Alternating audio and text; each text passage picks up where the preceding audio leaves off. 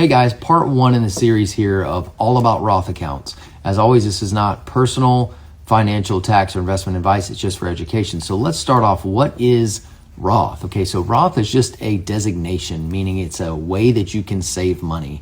It is not an account by itself. So meaning you can have Roth contributions in several types of accounts. The two most common accounts that you would save on a Roth basis in would be a Roth IRA, individual retirement account, or a Roth 401k.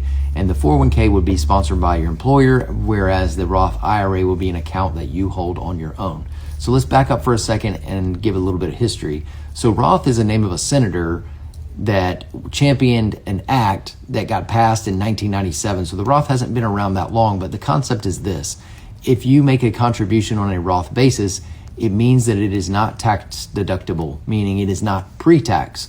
So that is in opposition to a traditional or a pre-tax contribution, meaning you get a deduction for it in the year that you make it. Now, there's a negative there on the front end, but the positive on the back end is that once you make that contribution, it then grows tax-free and is distributed tax-free as long as certain rules and regulations are met. So this is a really, really powerful type of account because it's hard to discount the benefit of compounding tax-free growth. So if you're just starting to save, a Roth contribution almost always makes sense, especially if you know that you're going to continue to grow your earnings and your income over time. And so usually when you're early in your career and you just started your 401k or you just started in a Roth IRA yourself, you want to put money in these accounts because they have more and more time to grow tax-free and be distributed tax-free. So that's really, really important. And then the other thing is there are limits depending on how this Roth contribution is made. So if you make it inside of a 401k,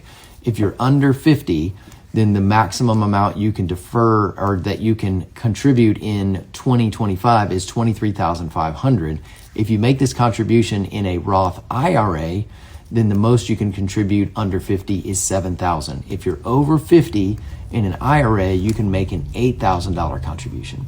Now, I said earlier that there is some rules and regulations that would make this tax-free. The great thing about an IRA, if you make a Roth IRA contribution, is that the money that you put in, not the earnings, just the money you put in, you can always grab that money without any tax consequence.